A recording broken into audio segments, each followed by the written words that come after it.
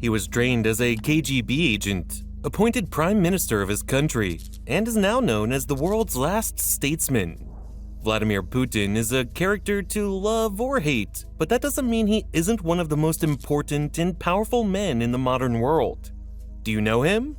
You probably know who we're talking about, but you definitely don't know the secrets behind the life of this peculiar character who is shaking the world. So, old sport, this is EdDevelop, where you will find the best curiosities and facts on YouTube. I invite you to subscribe and activate the notification bell to make your day much better every time we upload a new video. If you want to actively help us grow, consider our Patreon. Find the link below in the description. I assure you it will be one of the best decisions you'll ever make. Now, it is time for the fun part. Leningrad, a cold city, a cold child. Leningrad was the city where Vladimir Putin was born and grew up, witnessing the emergence of the man who would become one of the most powerful men on the planet. By all accounts, Putin grew up with his two brothers in a small apartment in the Kirovsky district of Leningrad. His father, Vladimir Spiridonovich Putin, worked in a railroad car factory, while his mother, Maria Ivanova Sholomova, worked in a textile factory. The family was not wealthy, but Putin excelled in elementary school thanks to his dedication and hard work. Putin was known to be an introverted and solitary child during his elementary school years, which prevented him from making friends during this important stage. But he began to develop a more outgoing personality as he grew older. Although he did not have many friends, he became close to several classmates. After studying at an elite school for gifted children, Putin entered Leningrad State University where he majored in law. KGB, from introverted child to secret agent.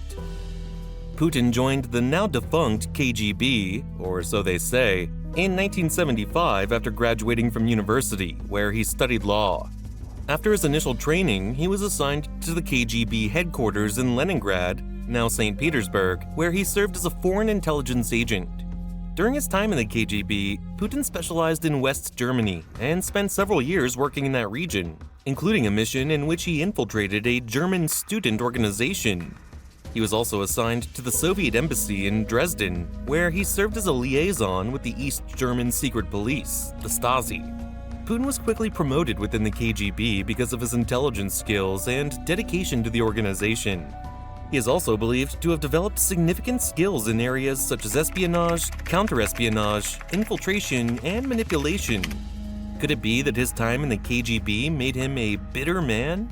I don't know, old sport, but what I can tell you is that there is a theory about his time in the KGB that explains why this strange character doesn't move his right arm when he walks. Gunfighter walk. Have you noticed the strange way Vladimir Putin walks? He looks like a plastic doll from Toy Story. His Gunslinger walk is one of his most famous and distinctive features.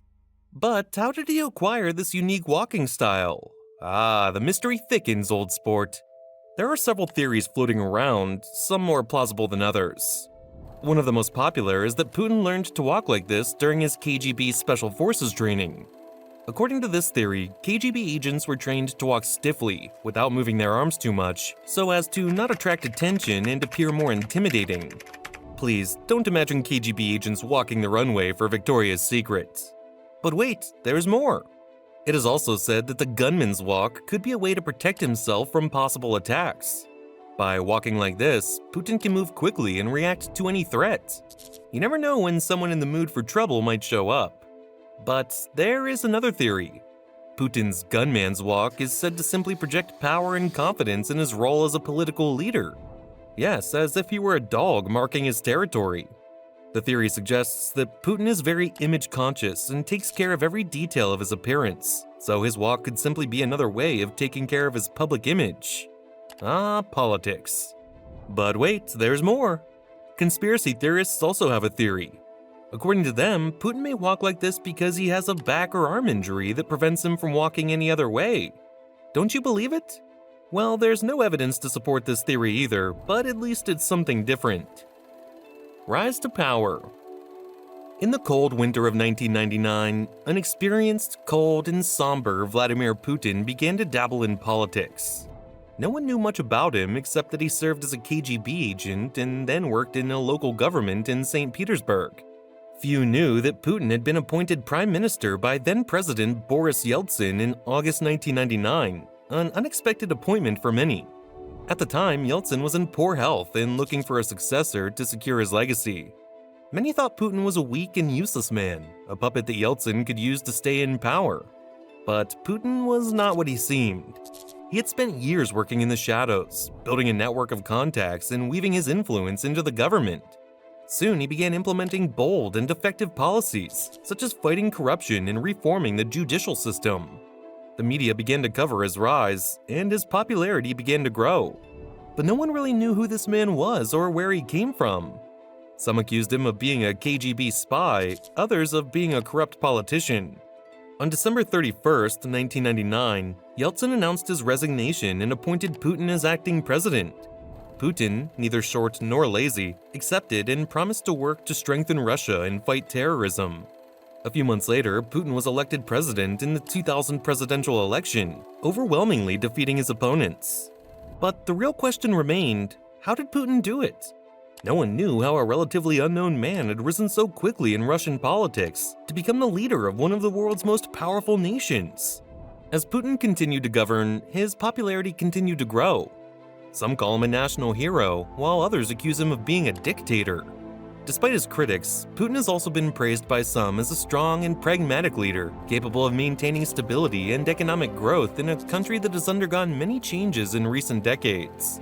Some have called him the world's last statesman because he represents a form of leadership that is no longer common in today's global politics, where leaders tend to be more populist and polarizing. All in all, Vladimir Putin's life is fascinating and complex, full of intriguing details that help us better understand his background and personality. From his childhood in a communal apartment to his rise to power in Russia, his career in the KGB, and his controversial presidency, Putin has left an indelible mark on modern history. We just hope he doesn't set his sights on another country, because we definitely don't want any more wars in this world. Do you think Putin is a visionary, or just another dictator in the world? Thank you for making it to the end of this video. Let us know what you think in the comments, or what topic you would like us to cover in a future video. Old Sport, don't forget to subscribe to the channel for more content. See you next time!